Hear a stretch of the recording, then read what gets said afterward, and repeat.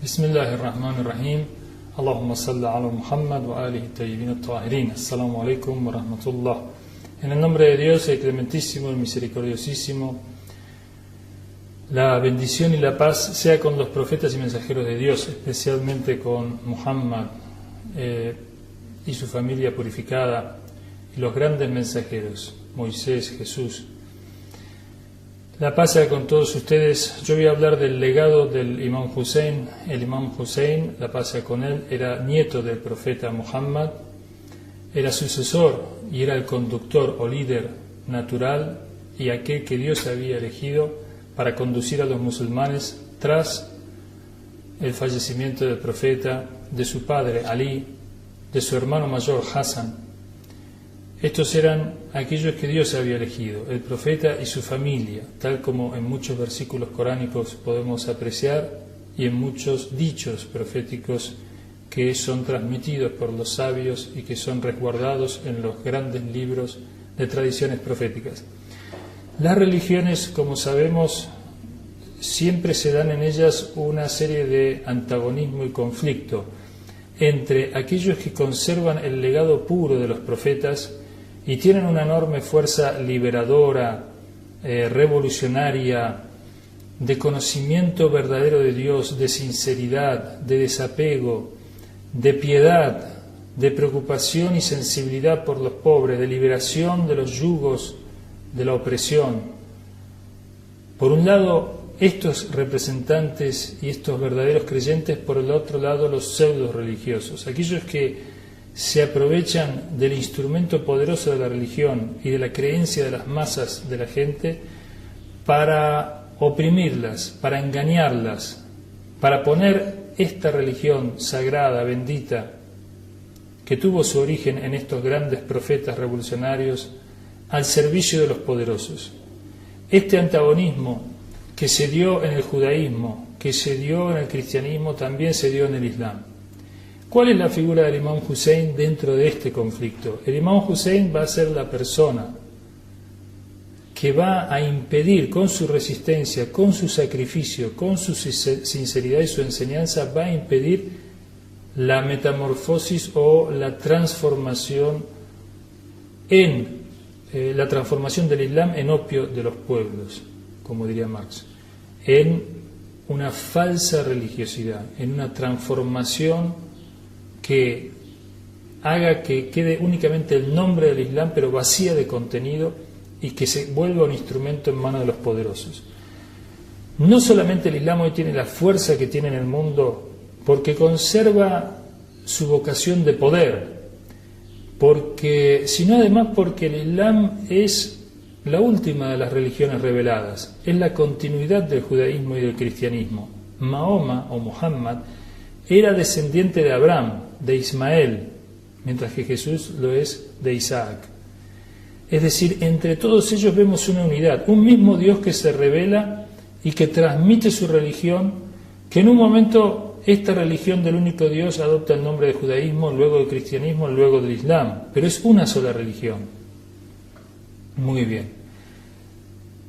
Hussein, el nieto del profeta, va a ser aquel que luego de la muerte del profeta, alrededor de 40 a 50 años después de la muerte del profeta, Hussein va a resistir con su alma, con su persona, con sus bienes, con su familia y con sus seguidores, va a resistir la transformación que quieren operar los omeyas, que son los enemigos históricos del profeta, cuyo líder, Abu Sufyan, fue el líder de los enemigos del profeta y quien encabezó y organizó las luchas contra el profeta. ¿Qué pasó a la muerte del profeta? Que el hijo de Abu Sufyan, Muawiyah, que en un estado auténticamente islámico no debía ocupar un lugar de poder porque había sido archienemigo del profeta y porque su conversión había sido forzada y falsa o aparente, ¿qué pasó? Que vino a ocupar el poder y después quiere nombrar a su hijo Yazid, un libertino, un borracho, un opresor, criado en los palacios de su padre Muawiyah. ¿Qué pasó? Que lo quiere nombrar y Yazid va a obligar a los musulmanes a obedecerle y va a encontrar la mayor resistencia en el Imam Hussein, que no se va a rendir y no se va a someter a pesar de los pocos seguidores que tiene para entonces, y se va a enfrentar a este intento de transformación del Islam. Vamos a ver entonces cómo esta resistencia del Imam Hussein constituye un legado de liberación y de inspiración para todos los musulmanes y para más allá de los musulmanes, para los cristianos y para los hombres libres hasta el día de hoy. Entonces el Imam Hussein, dijimos, es el auténtico sucesor. ¿Por qué? Porque el Corán tiene referencias para él, para Ali, para Fátima, para el Hassan, que no las tiene para ningún otro. El Corán habla de la purificación de ellos, de la elección de Dios de ellos, de la condición de infalible que tienen.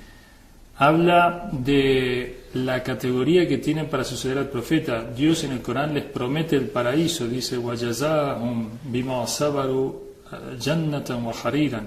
En el capítulo Insan, Dios promete al Hussein, siendo un niño, le promete el paraíso.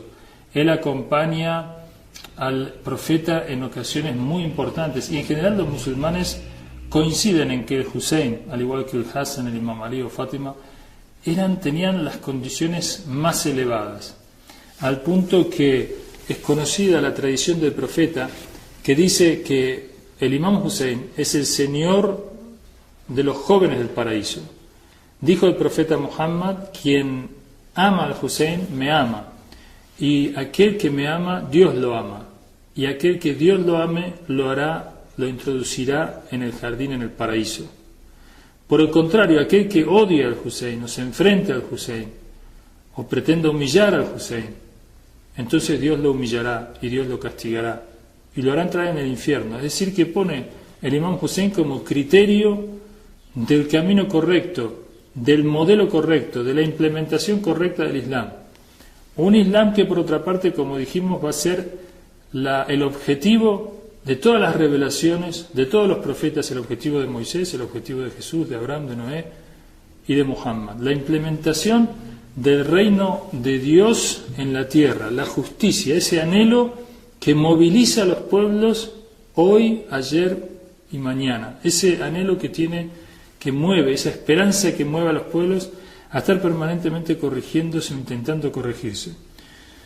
Entonces, por un lado tenemos al Imam Hussein, pero la situación en el mundo islámico para la época del Imam Hussein, repito, apenas 40 años después de la muerte del profeta, es tal que Yazid, o mejor dicho su padre Muawiyah, lo va a establecer como su sucesor, desaveniendo o desconociendo la voluntad de Dios, por un lado, el legado del profeta, por otro lado, y desconociendo lo que era la práctica de los musulmanes en cuanto a cómo habían elegido a sus líderes anteriores.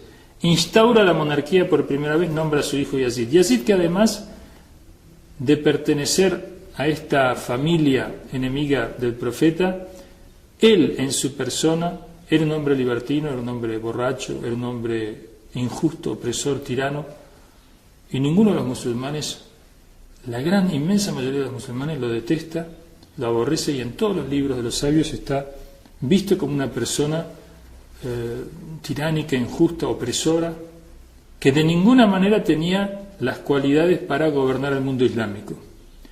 Este hombre va a enfrentar al Imam Hussein. Más de 5.000 hombres lo van a acorralar en un lugar que se llama Karbala, en el desierto, y allí durante 3 días le van a cortar el agua, el suministro de agua, a él, a su familia, a sus mujeres, a sus hijos, a los niños que hay con él, y a sus seguidores y combatientes, que no suman sino 72 personas contra 5.000. Y allí van a ser sacrificados durante todo un día de batalla, y van a ofrecer el Imam Hussein y los suyos una gran resistencia. Y aquí el gran ejemplo y el gran legado es que mediante esta acción el Imam Hussein, mediante este sacrificio extraordinario del cual ya había profetizado Mahoma o Muhammad, logra que el Islam se conserve puro, inalterado, que el espíritu profético, el espíritu de la revelación, el espíritu de Jesús y de Moisés se conserva en su legado en forma intocable, de modo que sirva de fuente de inspiración hasta el día de hoy. Y aquí viene algo que es muy importante en nuestros días. La revolución islámica en Irán, que está transformando el mundo, Y que si podemos decir de alguna manera que hemos entrado, el mundo, la humanidad, los hombres, los pueblos, los países, han entrado en la era de la participación de las masas en la política, en su destino, en las decisiones, en las grandes decisiones.